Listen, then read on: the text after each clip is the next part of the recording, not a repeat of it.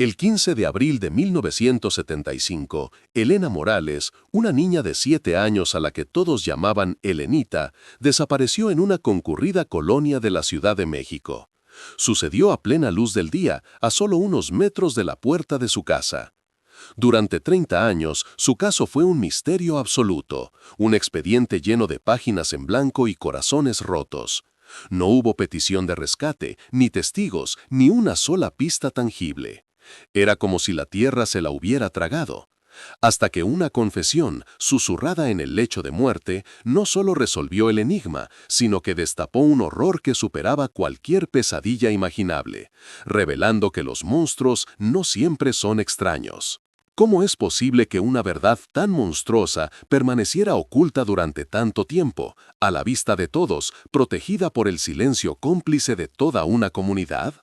Antes de revelarte cómo las palabras de una anciana desmoronaron un pacto de silencio de 3 décadas, comenta aquí desde dónde nos estás viendo y suscríbete al canal. Créeme, no querrás perderte la cadena de acontecimientos que esa confesión desencadenó.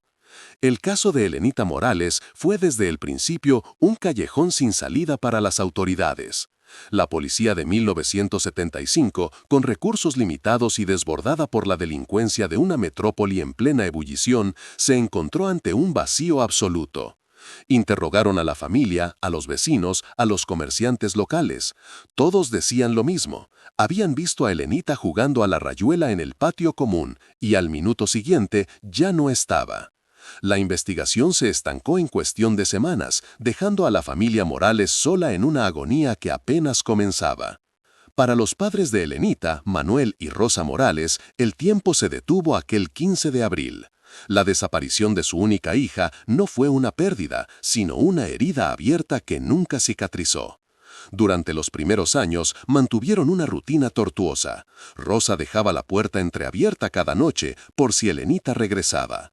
Manuel recorría las calles con una foto gastada de su hija, preguntando a extraños si la habían visto. La habitación de la niña permaneció intacta, un santuario congelado en el tiempo, con sus juguetes en la estantería y sus 2 trenzas negras imaginarias sobre la almohada. La incertidumbre era un veneno lento. ¿Estaba viva? ¿Sufría? Cada llamada telefónica, cada coche que se detenía frente a su casa era una mezcla de esperanza y pavor que los consumía lentamente, día tras día, durante 30 largos años. La colonia, un laberinto de casas humildes y patios compartidos en el corazón de la Ciudad de México, reaccionó inicialmente con una solidaridad abrumadora. Los vecinos organizaron batidas, pegaron carteles en cada poste y farola y rezaron novenarios en la pequeña iglesia local. Parecía una comunidad unida frente a la tragedia. Sin embargo, a medida que los meses se convertían en años, esa solidaridad se transformó en un silencio pesado, casi incómodo. El nombre de Elenita dejó de pronunciarse en voz alta. Se convirtió en una leyenda susurrada, una historia de terror para asustar a los niños y evitar que jugaran solos en la calle. Los adultos, especialmente los más ancianos, esquivaban el tema con una destreza que rozaba la conspiración, cambiando de conversación o bajando la mirada cada vez que alguien se atrevía a preguntar. 30 años después, en 2005, un joven periodista llamado Santiago fue enviado a esa misma colonia. Su encargo era trivial, casi un castigo para un reportero novato con grandes ambiciones: escribir un artículo de color sobre la vida de barrio que se resiste a morir. Buscaba historias de fiestas patronales, de lazos vecinales y de tradiciones que sobrevivían al caos de la gran ciudad. El ambiente que encontró era de una calma extraña, una normalidad forzada que parecía cubrir algo más profundo. Los saludos eran amables, las puertas estaban abiertas, pero en el aire flotaba una melancolía persistente, un trauma colectivo que nadie estaba dispuesto a nombrar. Santiago, ajeno a la historia que yacía bajo sus pies, solo veía fachadas desgastadas y una comunidad aparentemente anclada en el pasado. Santiago comenzó su trabajo entrevistando a los pilares de la comunidad. Habló con don Manuel, el dueño de la tienda de abarrotes, un hombre afable que parecía el corazón del barrio. Conversó con varias amas de casa que recordaban con nostalgia los viejos tiempos. Sin embargo, notó un patrón inquietante.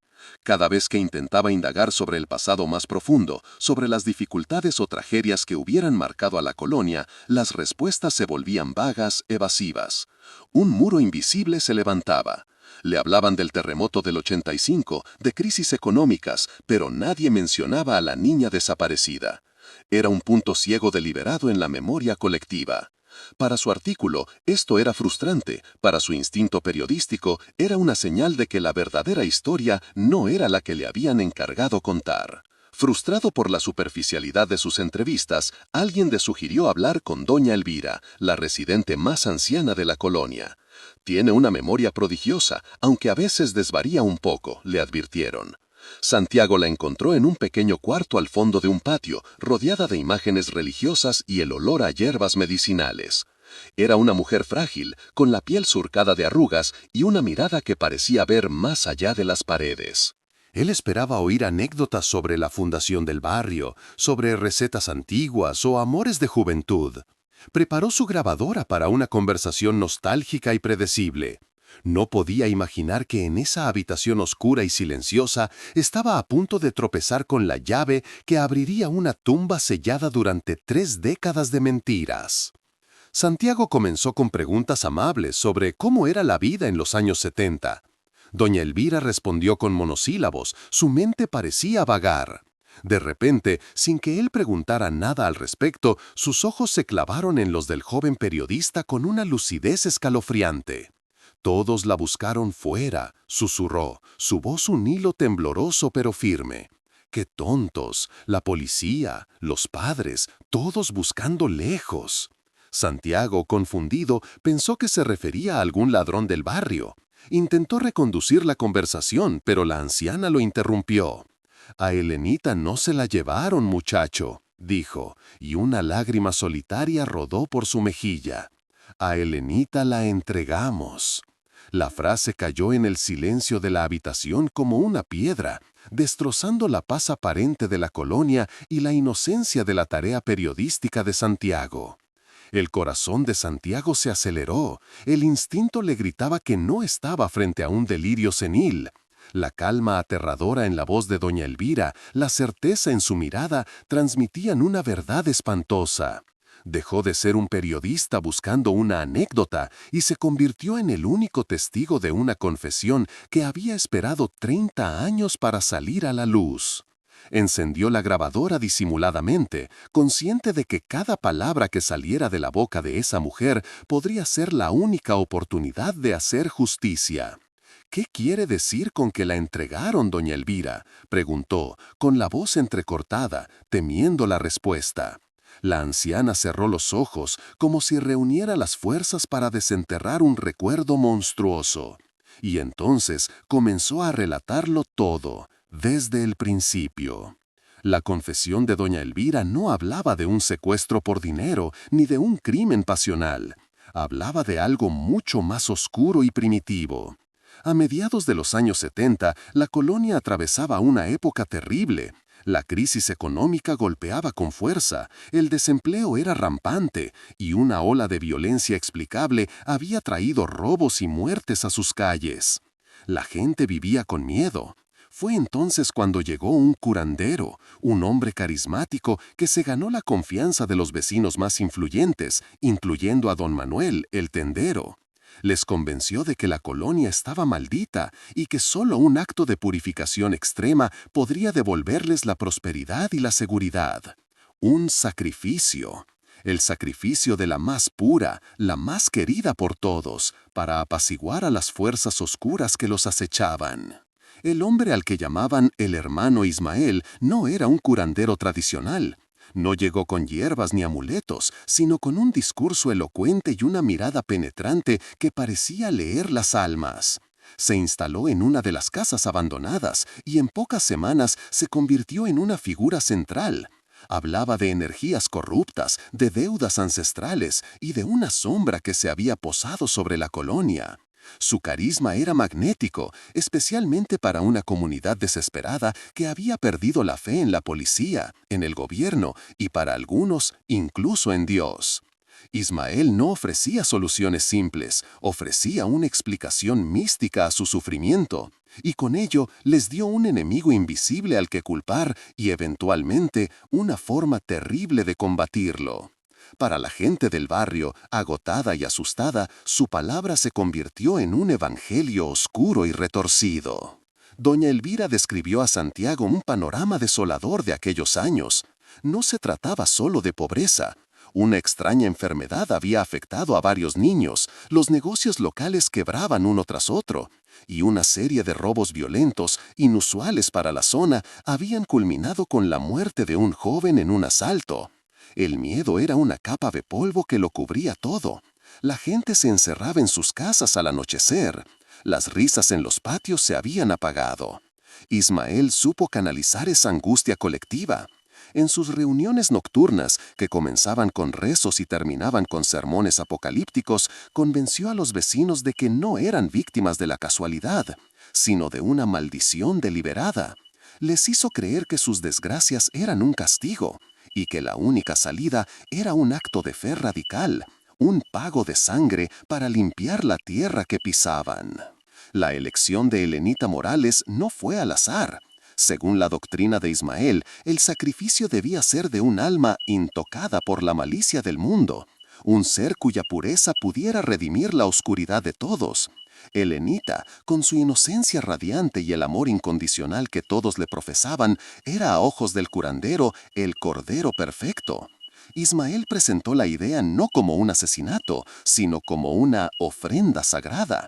Se reunió en secreto con un pequeño círculo de los vecinos más respetados, entre ellos don Manuel el tendero y otras 2 familias influyentes. Les aseguró que el espíritu de la niña no sufriría, que ascendería para convertirse en la guardiana de la colonia, y que su sacrificio garantizaría décadas de paz y prosperidad. Les vendió un acto de barbarie como un acto de amor comunitario. Las reuniones se celebraban en la trastienda de la tienda de don Manuel, un lugar oscuro y húmedo que olía a sacos de judías y a miedo. Allí, a la luz de una única bombilla, Ismael tejía su red. Doña Elvira confesó que ella y su marido fueron de los últimos en ser incluidos, casi como una prueba de lealtad. El ambiente era sofocante, una mezcla de fervor religioso y pánico. Ismael hablaba con una calma hipnótica, respondiendo a cada duda con parábolas retorcidas sobre la necesidad del sacrificio para el bien mayor. Acorralados por el miedo y la superstición y bajo la presión de sus vecinos de toda la vida, uno a uno los miembros del círculo asintieron. Sellaron el pacto no con un juramento, sino con un silencio pesado y culpable que los uniría para siempre en la atrocidad que estaban a punto de cometer. Hubo voces en contra, susurros de disidencia que fueron aplastados rápidamente. Doña Elvira recordó a una mujer, la esposa de uno de los hombres del círculo, que se levantó y llamó a Ismael el diablo. Al día siguiente, su marido la golpeó brutalmente y la familia entera se mudó de la colonia en menos de una semana, dejando atrás todas sus pertenencias. El mensaje fue claro y aterrador: o eras parte del pacto o te convertías en un enemigo. La propia Elvira, paralizada por el terror, admitió a Santiago que su silencio fue un acto de cobardía. Temía por sus propios hijos.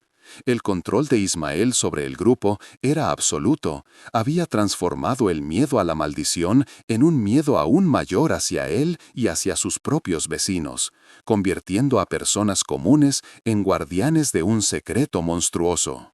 El plan fue ejecutado con una precisión escalofriante. Sabían que Helenita jugaba todas las tardes en el patio, a la misma hora, mientras su madre preparaba la comida. La persona elegida para acercarse a ella fue una de las vecinas más queridas por la niña, una mujer joven a la que Helenita llamaba tía y con quien solía jugar. Le prometió mostrarle un nido de gatitos recién nacidos en el solar abandonado al final de la calle. Para Helenita no había razón para desconfiar. Era una cara familiar, una promesa inocente. La niña le dio la mano y se fue con ella, sonriendo, sin saber que caminaba hacia una trampa tendida por las mismas personas que la habían visto crecer, que le habían regalado dulces y que habían elogiado sus trenzas negras cada mañana.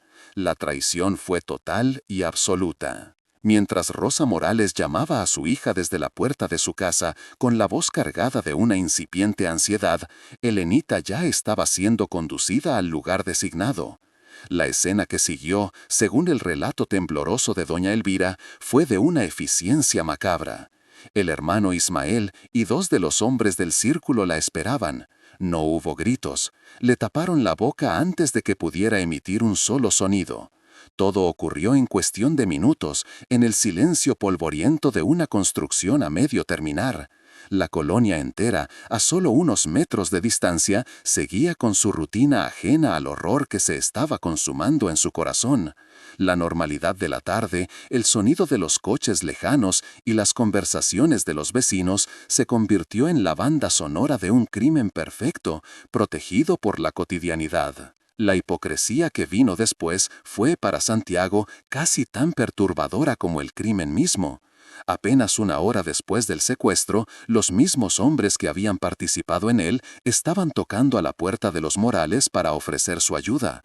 Don Manuel, el tendero, fue quien organizó las primeras batidas de búsqueda, con el rostro compungido y la voz firme, dando órdenes y consolando a un Manuel padre que ya estaba destrozado por la angustia. Las mujeres del pacto, incluida la que se había llevado a Elenita, prepararon café para los voluntarios y lloraron junto a Rosa, abrazándola y asegurándole que encontrarían a su pequeña. Representaron el papel de una comunidad unida en la tragedia, mientras el cuerpo de la niña ya yacía oculto a la espera del ritual final. Esa noche, bajo la luna nueva, el círculo secreto se reunió de nuevo. Llevaron el pequeño cuerpo de Elenita al lugar donde planeaban construir una nueva capilla para la colonia, un proyecto impulsado por el propio Ismael como símbolo de su renovación espiritual. Allí realizaron un ritual oscuro y silencioso. No hubo cantos ni gritos, solo las palabras susurradas del curandero y el sonido de las palas cavando la tierra. Enterraron a Elenita bajo el lugar exacto donde se alzaría el altar. Fue el acto final de su pacto, sellar su crimen bajo un lugar sagrado, convirtiendo la tumba de su víctima en el cimiento de su supuesta salvación. La capilla, que se construiría con donaciones de toda la comunidad, se convertiría en el monumento a su secreto y la guardiana silenciosa de su atrocidad. Lo más escalofriante de la confesión de doña Elvira fue lo que sucedió después.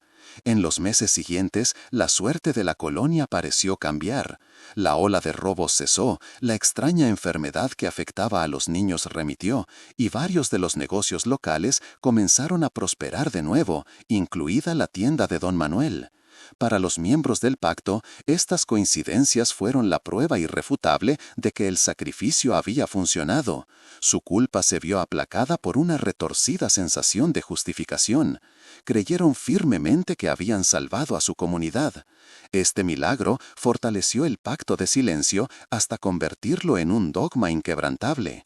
Durante 30 años vivieron sus vidas, vieron crecer a sus hijos y nietos, yendo a misa cada domingo en la misma capilla bajo la cual habían enterrado a la niña que sacrificaron. El 15 de abril de 1975, Elena Morales, una niña de 7 años a la que todos llamaban Elenita, desapareció en una concurrida colonia de la Ciudad de México. Sucedió a plena luz del día, a solo unos metros de la puerta de su casa. Durante 30 años, su caso fue un misterio absoluto, un expediente lleno de páginas en blanco y corazones rotos. No hubo petición de rescate, ni testigos, ni una sola pista tangible. Era como si la tierra se la hubiera tragado. Hasta que una confesión, susurrada en el lecho de muerte, no solo resolvió el enigma, sino que destapó un horror que superaba cualquier pesadilla imaginable, revelando que los monstruos no siempre son extraños. ¿Cómo es posible que una verdad tan monstruosa permaneciera oculta durante tanto tiempo, a la vista de todos, protegida por el silencio cómplice de toda una comunidad? Antes de revelarte cómo las palabras de una anciana desmoronaron un pacto de silencio de 3 décadas, comenta aquí desde dónde nos estás viendo y suscríbete al canal. Créeme, no querrás perderte la cadena de acontecimientos que esa confesión desencadenó. El caso de Elenita Morales fue, desde el principio, un callejón sin salida para las autoridades. La policía de 1975, con recursos limitados y desbordada por la delincuencia de una metrópoli en plena ebullición, se encontró ante un vacío absoluto. Interrogaron a la familia, a los vecinos, a los comerciantes locales. Todos decían lo mismo. Habían visto a Elenita jugando a la rayuela en el patio común y al minuto siguiente ya no estaba. La investigación se estancó en cuestión de semanas, dejando a la familia Morales sola en una agonía que apenas comenzaba. Para los padres de Elenita, Manuel y Rosa Morales, el tiempo se detuvo aquel 15 de abril. La desaparición de su única hija no fue una pérdida, sino una herida abierta que nunca cicatrizó. Durante los primeros años mantuvieron una rutina tortuosa. Rosa dejaba la puerta entreabierta cada noche por si Elenita regresaba. Manuel recorría las calles con una foto gastada de su hija, preguntando a extraños si la habían visto. La habitación de la niña permaneció intacta, un santuario congelado en el tiempo, con sus juguetes en la estantería y sus 2 trenzas negras imaginarias sobre la almohada. La incertidumbre era un veneno lento. ¿Estaba viva? ¿Sufría? Cada llamada telefónica, cada coche que se detenía frente a su casa, era una mezcla de esperanza y pavor que los consumía lentamente, día tras día, durante 30 largos años. La colonia, un laberinto de casas humildes y patios compartidos en el corazón de la Ciudad de México, reaccionó inicialmente con una solidaridad abrumadora. Los vecinos organizaron batidas, pegaron carteles en cada poste y farola y rezaron novenarios en la pequeña iglesia local. Parecía una comunidad unida frente a la tragedia. Sin embargo, a medida que los meses se convertían en años, esa solidaridad se transformó en un silencio pesado, casi incómodo. El nombre de Elenita dejó de pronunciarse en voz alta, se convirtió en una leyenda susurrada, una historia de terror para asustar a los niños y evitar que jugaran solos en la calle. Los adultos, especialmente los más antiguos, esquivaban el tema con una destreza que rozaba la conspiración, cambiando de conversación o bajando la mirada cada vez que alguien se atrevía a preguntar. 30 años después, en 2005, un joven periodista llamado Santiago fue enviado a esa misma colonia. Su encargo era trivial, casi un castigo para un reportero novato con grandes ambiciones: escribir un artículo de color sobre la vida de barrio que se resiste a morir. Buscaba historias de fiestas patronales, de lazos vecinales y de tradiciones que sobrevivían al caos de la gran ciudad. El ambiente que encontró era de una calma extraña, una normalidad forzada que parecía cubrir algo más profundo. Los saludos eran amables, las puertas estaban abiertas, pero en el aire flotaba una melancolía persistente, un trauma colectivo que nadie estaba dispuesto a nombrar. Santiago, ajeno a la historia que yacía bajo sus pies, solo veía fachadas desgastadas y una comunidad aparentemente anclada en el pasado. Santiago comenzó su trabajo entrevistando a los pilares de la comunidad. Habló con don Manuel, el dueño de la tienda de abarrotes, un hombre afable que parecía el corazón del barrio. Conversó con varias amas de casa que recordaban con nostalgia los viejos tiempos. Sin embargo, notó un patrón inquietante. Cada vez que intentaba indagar sobre el pasado más profundo, sobre las dificultades o tragedias que hubieran marcado a la colonia, las respuestas se volvían vagas, evasivas. Un muro invisible se levantaba. Le hablaban del terremoto del 85, de crisis económicas, pero nadie mencionaba a la niña desaparecida. Era un punto ciego deliberado en la memoria colectiva. Para su artículo, esto era frustrante. Para su instinto periodístico, era una señal de que la verdadera historia no era la que le habían encargado contar. Mientras el pacto de sangre se solidificaba en la conciencia de los culpables, la investigación oficial se ahogaba en un mar de nada. La policía de la época, con más voluntad que medios, se topó con un muro de ladrillos. Cada puerta a la que llamaban, cada vecino al que interrogaban, ofrecía la misma historia ensayada: una niña jugando, una madre llamando y luego el vacío. No había huellas de forcejeo, ni un coche sospechoso, ni un solo hilo del que tirar. Los investigadores se sintieron frustrados por la aparente normalidad del lugar. La comunidad, que parecía tan cooperativa en la superficie, en realidad funcionaba como un organismo único para proteger su secreto. Sin un cuerpo, sin una petición de rescate y sin un motivo evidente, el caso de Elenita Morales se convirtió en el expediente perfecto del crimen imposible, uno que desafiaba toda lógica policial. Para Manuel y Rosa Morales, los primeros meses fueron una tortura de esperanza febril. El teléfono se convirtió en un objeto de terror y anhelo. Cada vez que sonaba, sus corazones se detenían, esperando una voz, una demanda, cualquier cosa que confirmara que su hija seguía viva. Pero las llamadas eran de familiares compungidos o de periodistas buscando una primicia. Manuel empapeló la ciudad con el rostro sonriente de Elenita, gastando sus ahorros en anuncios de periódico y en investigadores privados que solo le devolvían informes vacíos. Rosa, por su parte, se aferraba a rutinas desgarradoras. Dejaba un plato de comida en la mesa cada noche y se aseguraba de que la cama de Elenita estuviera siempre hecha. Vivían en un limbo insoportable, atrapados entre el duelo por una pérdida que no podían confirmar y la esperanza de un regreso que nunca llegaba. Con el paso del primer año, la investigación oficial perdió impulso. El expediente de Elenita fue relegado a un archivador, sepultado bajo casos más nuevos y con más probabilidades de resolución. La atención mediática se desvaneció y la tragedia de los Morales se convirtió en una estadística más en una ciudad violenta. Fue entonces cuando comenzaron a llegar las pistas falsas, cada una más cruel que la anterior. Llamadas anónimas aseguraban haberla visto en otra ciudad. Videntes ofrecían visiones confusas a cambio de dinero. Y estafadores sin escrúpulos intentaron extorsionarlos con falsas promesas de información.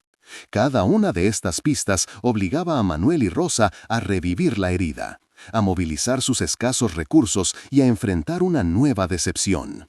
La crueldad del mundo exterior se sumaba al silencio insoportable de sus propios vecinos. La primera década transcurrió con la lentitud de una condena. En la colonia, la vida siguió su curso con una normalidad casi obscena. Los niños que jugaban con Elenita se convirtieron en adolescentes, las fachadas de las casas fueron repintadas y nuevas familias se mudaron, ajenas a la historia que impregnaba el suelo que pisaban. El nombre de Elenita se fue borrando de la memoria pública, convirtiéndose en un susurro, una leyenda para asustar a los niños desobedientes. Los carteles con su foto, amarillentos y rasgados por el sol y la lluvia, finalmente desaparecieron. Para la familia Morales, este olvido colectivo fue una segunda desaparición. Veían a los hijos de sus vecinos crecer, celebrar cumpleaños, graduarse, y cada uno de esos momentos era un recordatorio brutal de todo lo que les habían arrebatado. Estaban solos, náufragos en su propia calle. El dolor transformó a Rosa en un fantasma dentro de su propia casa. La mujer alegre y sociable que había sido se marchitó, consumida por un luto que no tenía fin. Dejó de participar en las fiestas del barrio y sus conversaciones con los vecinos se limitaron a saludos forzados. Su mundo se redujo a las 4 paredes de su hogar y en especial a la habitación de Elenita. Pasaba horas allí dentro, sentada en el borde de la pequeña cama, acariciando los juguetes cubiertos de polvo, hablando en susurros con la fotografía de su hija en la mesita de noche. Cada 15 de abril horneaba el pastel de chocolate que a Elenita le encantaba, un ritual silencioso y solitario que marcaba otro año de ausencia. La habitación no era un santuario, era una herida abierta, un espacio donde el tiempo se había detenido para siempre. Manuel, a diferencia de su esposa, canalizó su dolor hacia una obsesión fría y metódica. Nunca dejó de buscar. Cada fin de semana viajaba a diferentes morgues y orfanatos de la ciudad con la esperanza y el terror de encontrar una pista. Mantuvo un contacto casi religioso con el detective original del caso, un hombre llamado Santú, a quien la desaparición de Elenita también había marcado de por vida.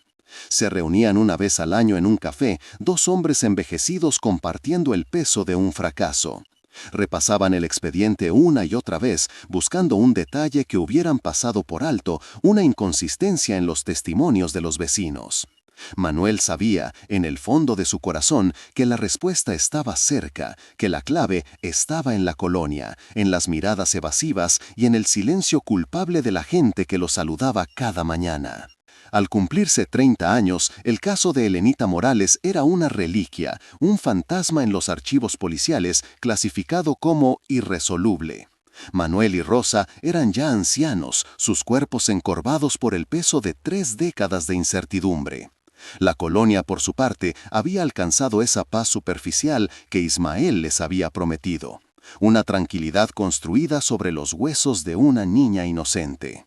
La capilla, erigida poco después de la desaparición, se había convertido en el centro espiritual del barrio, un lugar donde los mismos culpables iban a rezar por sus almas, quizás pidiendo perdón a un Dios que sabían que no los escucharía. El escenario estaba perfectamente dispuesto para que el secreto muriera con sus guardianes. Nadie podía imaginar que un joven periodista con una tarea mundana estaba a punto de encender la mecha que haría estallar 30 años de mentiras. Santiago, con el pulso desbocado, ajustó el micrófono de la grabadora, temiendo que el latido de su propio corazón pudiera interferir con el frágil hilo de voz de la anciana. Ya no era un periodista en busca de una historia de color, se había convertido, en cuestión de minutos, en el confesor de un horror que había permanecido enterrado durante 30 años. El aire en la pequeña habitación se sentía denso, cargado con el peso de cada palabra no dicha, de cada mentira sostenida. Doña Elvira, con los ojos cerrados, no parecía estar hablándole a él, sino a los fantasmas de su pasado, desahobrando una culpa que la había carcomido por dentro durante más tiempo del que Santiago llevaba vivo. Cada detalle que revelaba era una pincelada en un cuadro monstruoso, y él era el único que podía verlo completo. La anciana describió al hermano Ismael no como un simple charlatán, sino como un maestro de la psicología del miedo. Llegó a la colonia en el momento de mayor vulnerabilidad y como un virus infectó la mente de la comunidad. No usó la fuerza, sino la persuasión, alimentando sus supersticiones y su desesperación. Les habló de una deuda de sangre que la tierra reclamaba, una deuda heredada de sus antepasados. Convenció a gente trabajadora y decente de que la única forma de proteger a sus propias familias era cometiendo un acto impensable. Les hizo creer que el sacrificio de una niña inocente no era un asesinato, sino una inversión en su futuro, un pago necesario para comprar la paz. Fue una manipulación tan sutil y perversa que los participantes llegaron a verse a sí mismos no como criminales, sino como salvadores. Después de una pausa que a Santiago le pareció eterna, doña Elvira abrió los ojos y fijó su mirada en un rincón oscuro de la habitación, donde había una pequeña estatuilla de una virgen sobre una cómoda desvencijada. «No tienes por qué creerme, muchacho, las palabras de una vieja pueden ser solo viento», susurró con un esfuerzo visible. «Pero yo lo guardé todo, por si Dios algún día decidía no perdonarme». Con un dedo tembloroso señaló hacia la base de la cómoda. «Ahí, mueve la tabla suelta del suelo». Santiago, con el corazón en un puño, se arrodilló y, con dificultad, levantó una tabla de madera que crujió lastimosamente. Debajo, envuelta en un paño amarillento, había una pequeña caja de metal oxidada por el tiempo y la humedad. Era la caja de Pandora de la colonia. Con manos temblorosas, Santiago abrió la caja. El olor a papel viejo y a encierro llenó el aire. Dentro no había joyas ni dinero, sino algo infinitamente más valioso y terrible. Un pequeño fajo de hojas de libreta atadas con un cordel. Era un diario improvisado. En una caligrafía temblorosa pero clara, doña Elvira había documentado todo. Estaban las fechas de las reuniones secretas en la trastienda de don Manuel. Estaban los nombres de los 12 miembros del círculo, escritos en una lista que helaba la sangre. Y, en la última página, un dibujo tosco pero inequívoco, un mapa de la capilla del barrio, con una X marcada directamente debajo del altar. Junto a la X, una sola frase: «Aquí duerme nuestro pecado, aquí descansa Helenita». La prueba física de una atrocidad inimaginable. Santiago sintió un vértigo abrumador. Tenía en sus manos la confesión verbal y la prueba escrita que resolvían un misterio de 30 años, la historia de su vida. Pero la euforia periodística fue reemplazada instantáneamente por un miedo profundo y una sensación de responsabilidad aplastante. Esas hojas de papel no eran solo una noticia, eran una sentencia de muerte para la paz fingida de toda una comunidad. eran la llave para exhumar no solo el cuerpo de una niña, sino también los demonios de todos los que habían participado y callado. Miró a doña Elvira, que ahora parecía haber agotado todas sus fuerzas, con la respiración superficial y los ojos cerrados. Se dio cuenta de que ella le había entregado el relevo, la carga de sacar a la luz una verdad que ella ya no tenía fuerzas para sostener. Salió de la casa de la anciana como un autómata, con la grabadora en un bolsillo y la caja de metal apretada contra su pecho. El sol de la tarde le pareció extrañamente brillante, casi insultante. La colonia seguía con su rutina, niños jugando, mujeres tendiendo la ropa, el sonido lejano de una radio. Vio a don Manuel en la puerta de su tienda, sonriendo y despachando a una clienta. La imagen era tan normal, tan cotidiana, que le provocó náuseas. ¿Cómo era posible vivir así? ¿Cómo podían sonreír, dormir por las noches, ir a misa los domingos, sabiendo lo que habían hecho? Cada rostro amable que se cruzaba en su camino era ahora el rostro de un posible asesino. La colonia ya no era un lugar pintoresco, era el escenario de un crimen perfecto.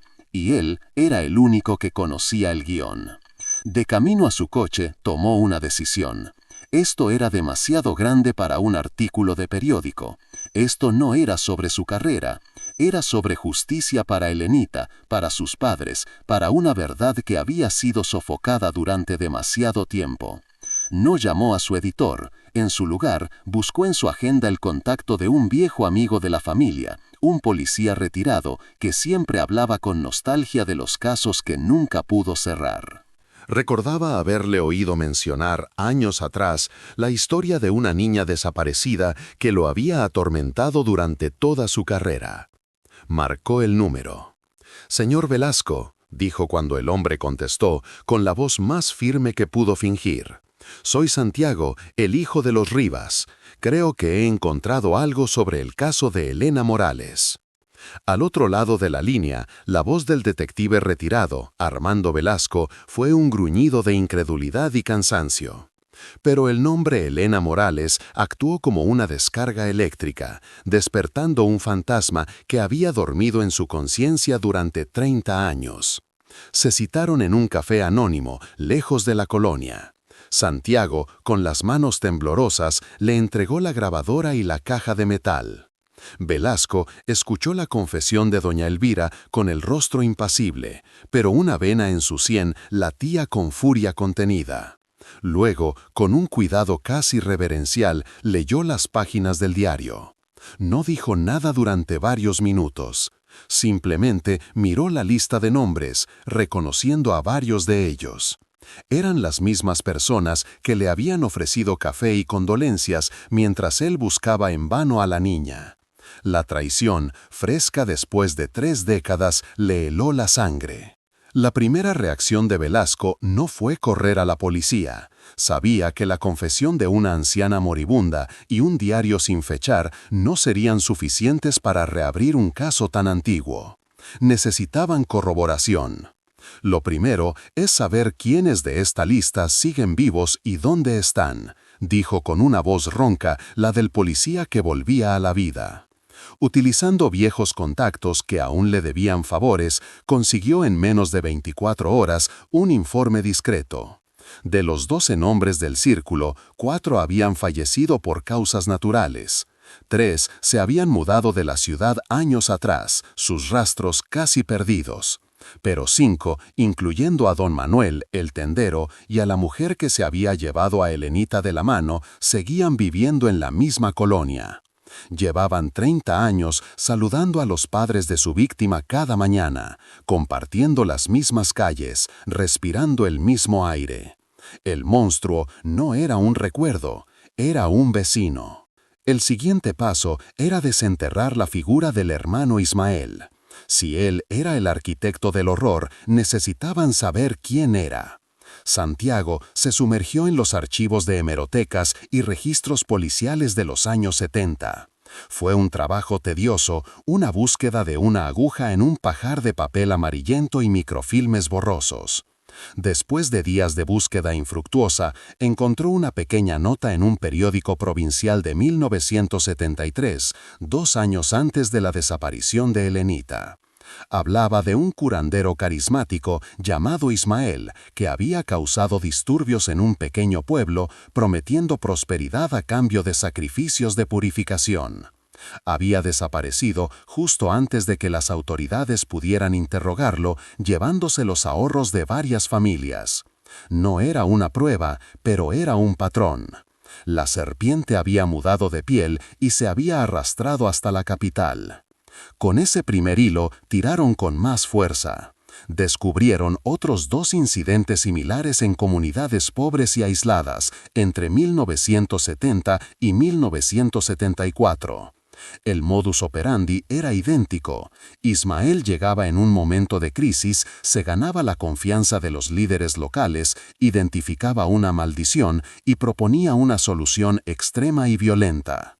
En los casos anteriores no se había llegado al sacrificio humano, pero sí a la quema de casas y a la expulsión violenta de familias a las que acusaba de ser portadoras de la oscuridad. El caso de Helenita no había sido un acto aislado de locura colectiva, había sido la graduación de un depredador, la culminación de su método de manipulación. Ismael no era un creyente, era un sociópata que había encontrado en la desesperación de los demás el lienzo perfecto para pintar sus atrocidades, perfeccionando su técnica con cada comunidad que destruía. Mientras Santiago rastreaba al fantasma de Ismael, Velasco se centró en verificar una de las partes más escalofriantes de la confesión, la supuesta prosperidad que siguió al sacrificio. Se sumergió en los archivos municipales y policiales de la época. Lo que encontró fue perturbador. Las estadísticas confirmaban que, en los 6 meses posteriores a la desaparición de Helenita, los informes de robos y asaltos en esa colonia específica cayeron a casi 0. Además, los registros mercantiles mostraban que la tienda de Don Manuel había solicitado y recibido un préstamo para expandirse apenas un año después, alegando un inesperado aumento en las ventas. Objetivamente, eran coincidencias explicables por 1000 factores, pero para los miembros del pacto, aquellos datos fríos habrían sido la prueba divina de que su acto monstruoso había funcionado. La realidad había reforzado su delirio, cimentando su silencio con una capa de justificación retorcida. Con un expediente improvisado pero sólido en sus manos, Velasco y Santiago supieron que había llegado el momento más difícil. Tenían que hablar con los padres de Helenita. Visitar a Manuel y Rosa Morales fue como entrar en una tumba en vida. La casa olía a encierro y a una tristeza tan densa que casi se podía tocar. Velasco, el hombre que 30 años atrás les había prometido encontrar a su hija, se sentó frente a ellos sintiendo el peso de cada uno de esos años de fracaso. Con una delicadeza infinita, le explicó que había surgido una nueva pista, una que era terrible, pero que podría, finalmente, traerles una respuesta. No les contó los detalles más escabrosos, solo lo suficiente para prepararles. Vio en los ojos de Rosa no la esperanza, sino el terror a que una herida que nunca había cerrado fuera abierta de nuevo con una verdad aún más dolorosa que la incertidumbre. La reacción de Manuel fue diferente. El hombre, encorvado por la edad y el dolor, se enderezó en su silla, y por primera vez en décadas, una chispa de la vieja furia brilló en sus ojos. «Hagan lo que tengan que hacer», dijo con una voz que temblaba pero que estaba cargada de una determinación de acero. «Hemos esperado 30 años. Podemos soportar la verdad, sea cual sea». Con la bendición devastada de los padres, la última pieza del rompecabezas moral encajó en su lugar. Ya no era solo una investigación periodística o la redención de un viejo policía. Era una promesa hecha a 2 almas rotas. Esa misma tarde, Velasco utilizó su última pizca de influencia para concertar una reunión con un subprocurador en activo, un hombre al que conocía desde que era un novato. Sobre la mesa no puso teorías, sino la grabadora, el diario y un informe que detallaba cada paso de su investigación. El subprocurador, un hombre acostumbrado a las atrocidades de la gran ciudad, escuchó la grabación en un silencio sepulcral. Su escepticismo inicial se desvaneció al leer las páginas del diario de doña Elvira. No era el delirio de una anciana, era una crónica meticulosa del horror. Entendió que no se enfrentaba a un simple caso sin resolver, sino a un pacto de silencio que había envenenado a toda una comunidad durante 3 décadas. La decisión que tomó fue arriesgada y sin precedentes. Autorizó una operación de alto secreto que debía ejecutarse con la precisión de un cirujano para evitar un pánico masivo. No se trataba solo de hacer justicia para Helenita, se trataba de exhumar un mal que había echado raíces profundas bajo la apariencia de normalidad, y sabía que al hacerlo, el barrio entero colapsaría. Antes del amanecer del día siguiente, la colonia fue rodeada en silencio. No hubo sirenas, solo el suave murmullo de los motores y las luces parpadeantes de los coches de policía reflejándose en las ventanas de las casas dormidas. Velasco, con su viejo traje y el peso de 30 años sobre los hombros, acompañaba a los equipos de detención. El aire frío de la mañana estaba cargado de una tensión casi insoportable. Era un contraste surrealista, la paz de un barrio obrero a punto de despertar y la llegada sigilosa de una verdad que llevaba demasiado tiempo enterrada.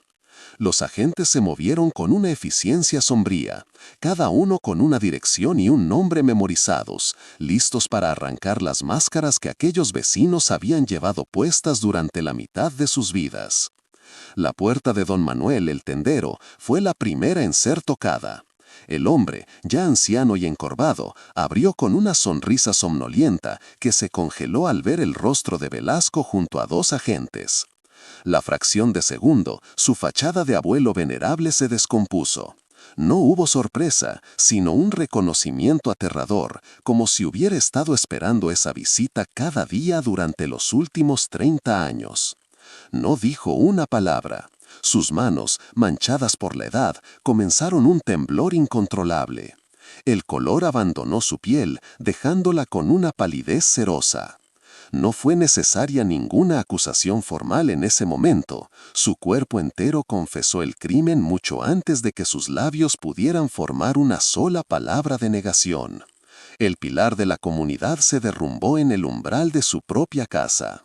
Simultáneamente, otros equipos actuaron. Las puertas de otras 4 casas se abrieron para revelar rostros igualmente conmocionados. Fueron detenidos una mujer que ahora era una abuela que regalaba dulces a los niños del barrio, y 2 hombres que eran considerados los fundadores respetables de la cooperativa local.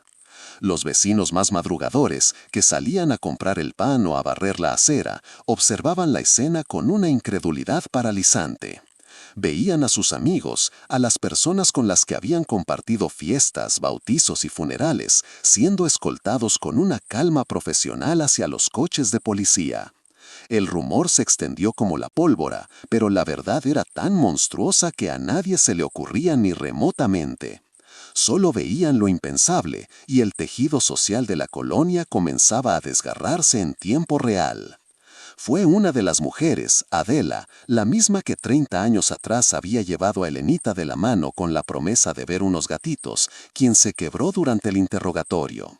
Tras una hora de negaciones mecánicas, la simple mención del nombre de la niña bastó para destrozar el muro que había construido alrededor de su conciencia.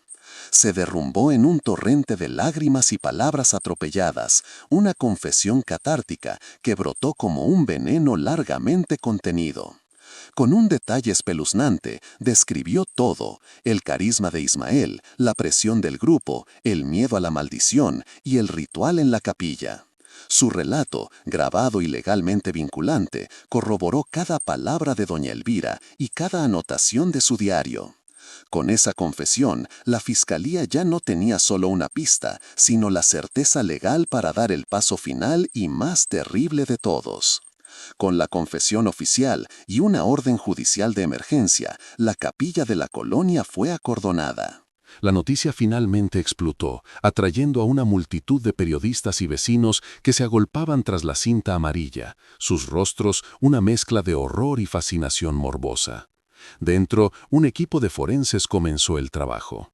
El sonido del martillo neumático rompiendo el mármol del altar resonó en todo el barrio como el latido de un corazón culpable. Manuel y Rosa Morales estaban allí, sostenidos por Santiago, observando en un silencio devastador. Cada palada de tierra que los forenses sacaban era una tortura. La tensión llegó a un punto insoportable cuando uno de los hombres se detuvo y, con un gesto, pidió silencio. Con un cuidado infinito, comenzó a limpiar la tierra con un cepillo, revelando un pequeño bulto envuelto en lo que alguna vez fue una manta infantil. No hubo necesidad de esperar a las pruebas de ADN para confirmar la tragedia. Al desenvolver con sumo cuidado el bulto, apareció el pequeño esqueleto de una niña. Junto a los huesos, casi perfectamente conservados por la falta de oxígeno, estaban los restos de un vestido de flores amarillas y un par de zapatitos rojos. Rosa Morales soltó un gemido ahogado que pareció romper el alma de todos los presentes. Era el mismo vestido que ella misma le había cosido, el que Helenita llevaba puesto el día que desapareció. La verdad en toda su brutalidad quedó expuesta bajo la luz artificial de los focos forenses. El misterio de 30 años no se había resuelto, se había materializado en la forma más desgarradora posible. La niña no se había desvanecido, había estado allí todo el tiempo, durmiendo bajo los pies de sus asesinos mientras éstos rezaban por sus propias almas. El juicio que siguió no fue solo contra 5 ancianos, sino contra 30 años de silencio. Se convirtió en un circo mediático que expuso las entrañas de la colonia al escrutinio de todo un país. En el banquillo, don Manuel y los demás no parecían monstruos, sino abuelos frágiles, perdidos y asustados. Sus defensas se basaron en el miedo, en la manipulación de Ismael y en una creencia delirante de que habían actuado por el bien común. Pero cada testimonio, cada detalle del ritual, cada recuerdo de la pequeña Helenita pintaba un cuadro de una crueldad tan metódica y calculada que ninguna justificación era posible. La nación observaba horrorizada, no solo por el crimen, sino por la facilidad con que personas comunes habían cruzado el umbral hacia la barbarie, demostrando que el mal no siempre lleva un rostro reconocible. Las sentencias fueron implacables, cadena perpetua para los 5 supervivientes del pacto. No hubo aplausos en la sala, solo el llanto ahogado de los familiares de los condenados y el silencio pétreo de Manuel y Rosa Morales. La justicia, aunque había llegado, se sentía hueca, tardía. ¿Qué consuelo podía ofrecer una celda a cambio de una vida entera de dolor? Para la colonia, el veredicto fue el golpe de gracia. Las familias se fracturaron, los viejos amigos se miraban con desconfianza y una vergüenza colectiva se instaló en las calles. Los hijos y nietos de los culpables tuvieron que cargar con un estigma que no les pertenecía.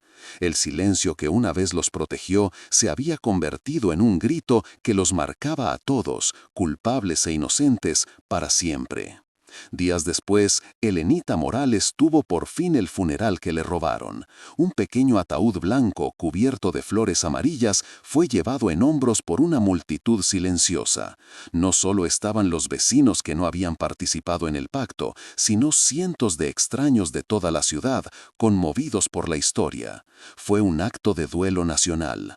Manuel y Rosa, de pie junto a la tumba, no lloraron de la misma manera que lo habían hecho durante 30 años. Aquellas no eran lágrimas de incertidumbre, sino de despedida. Por primera vez sabían dónde estaba su hija. Podían dejarle una flor, susurrarle una oración.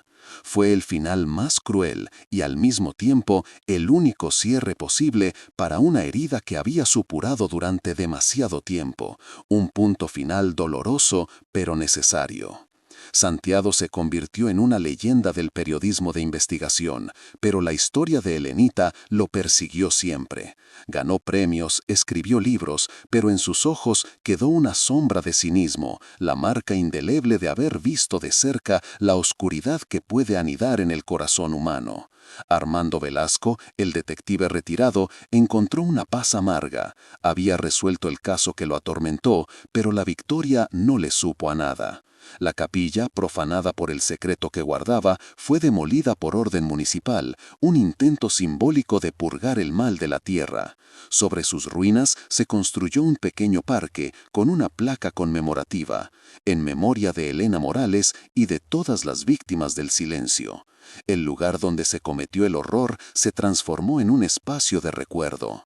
En cuanto al hermano Ismael, el arquitecto de la tragedia, su rastro se perdió en el tiempo. Las investigaciones posteriores sugirieron que había muerto de una enfermedad en otro estado a finales de los años 80, viviendo bajo otro nombre, probablemente sin enfrentar jamás las consecuencias de sus actos. Dejó tras de sí un legado de comunidades rotas y vidas destruidas, un fantasma que se alimentaba de la desesperación ajena. Su impunidad fue la última injusticia en una historia plagada de ellas, un recordatorio de que a veces los verdaderos instigadores del mal logran desvanecerse, dejando que sus seguidores paguen el precio de la fe ciega que depositaron en ellos. Su ausencia en el juicio final fue un eco de la cobardía con la que había operado toda su vida. Manuel y Rosa Morales fallecieron con pocos años de diferencia, a finales de esa misma década. Vivieron sus últimos días en una calma melancólica, visitando cada domingo la tumba de su hija. Nunca abandonaron la colonia. Se quedaron allí, como testigos silenciosos de las consecuencias de la verdad. La historia de Elenita se convirtió en una leyenda nacional, una advertencia brutal sobre los peligros del miedo colectivo y el fanatismo. Aquel día, la colonia entera aprendió que el silencio puede ser más asesino que el propio crimen, y que las sonrisas de los vecinos a veces ocultan abismos tan profundos que su verdad, una vez revelada, es capaz de helar la sangre de generaciones enteras. El parque infantil ahora ocupa el centro del barrio y los niños juegan donde antes se alzaba el altar, sus risas como un exorcismo contra el pasado. La historia de Elenita Morales dejó una cicatriz imborrable en el alma de la colonia. El juicio y las sentencias no trajeron la paz, sino una fractura expuesta. La comunidad, que una vez se definió por su unidad, se dividió entre los que sabían y callaron y los que vivieron engañados durante 30 años. El parque construido sobre las ruinas de la capilla es un lugar de una belleza triste. Los niños juegan donde antes se alzó un altar profano, pero los adultos más viejos no pueden pasar por allí sin sentir un escalofrío. El silencio que una vez fue un pacto de sangre se transformó en un silencio de vergüenza y desconfianza. El barrio aprendió que las peores maldiciones no son las que se inventan, sino las que se crean con las propias manos y se alimentan con el miedo y el secreto. La normalidad nunca regresó del todo, simplemente aprendieron a vivir con sus fantasmas. En medio de tanta oscuridad, la memoria de Elenita se convirtió en una luz inesperada. Con el dinero de una compensación estatal y donaciones de todo el país, Santiago ayudó a Manuel y Rosa a crear la Fundación Elenita Morales. Su misión no era solo recordar a la niña, sino proteger a otros. La fundación se dedicó a educar a comunidades vulnerables sobre los peligros de la manipulación sectaria y la superstición, ofreciendo apoyo psicológico y legal a familias en riesgo. Los últimos años de los padres de Elenita estuvieron dedicados a esta causa. Encontraron en la protección de otros niños una forma de honrar a su hija, transformando su dolor personal en un escudo para los inocentes. Su legado no fue el de unas víctimas pasivas, sino el de dos personas que, habiéndolo perdido todo, decidieron luchar para que nadie más sufriera su destino. Para Santiago y Armando Velasco, la resolución del caso fue una victoria con sabor a ceniza. Santiago se convirtió en un periodista de renombre, pero el cinismo se instaló en su mirada. La historia le enseñó que el mal no siempre es espectacular, a veces es tan mundano como una conversación de vecinos en un patio. Nunca más pudo ver una comunidad unida sin preguntarse qué secretos guardaban sus sonrisas. Velasco, por su parte, pudo por fin colgar su placa simbólicamente. Había cumplido la promesa que se hizo a sí mismo 30 años atrás, pero la justicia tardía le pareció una forma cruel de consuelo. Ambos hombres, el joven periodista y el viejo policía, quedaron unidos para siempre por el peso de la verdad que desenterraron, una verdad que les dio un propósito, pero les robó una parte de su fe en la humanidad. Al final, la historia de Helenita Morales trasciende la crónica de un crimen para convertirse en una advertencia universal. Nos enseña que el miedo es el arma más poderosa de manipulación, capaz de convertir a gente ordinaria en monstruos y a vecinos en verdugos. Nos demuestra que la fe, cuando se retuerce y se aleja de la compasión, puede justificar las mayores atrocidades. Pero sobre todo, nos grita que el silencio cómplice es el oxígeno que el mal necesita para crecer. No fue un curandero loco quien mató a Helenita, fue el silencio de una docena de personas que eligieron su propia seguridad por encima de la vida de una niña. El verdadero horror no fue el sacrificio, sino los 30 años de normalidad que lo siguieron, una normalidad construida sobre una tumba anónima. La memoria de Helenita nos obliga a mirar más allá de las apariencias y a cuestionar los silencios que nos rodean. Si crees que ninguna víctima debe ser olvidada y que la búsqueda de la verdad es fundamental, por favor, comparte este video. No te olvides de suscribirte para más investigaciones profundas sobre casos que necesitan ser contados. Gracias por escuchar.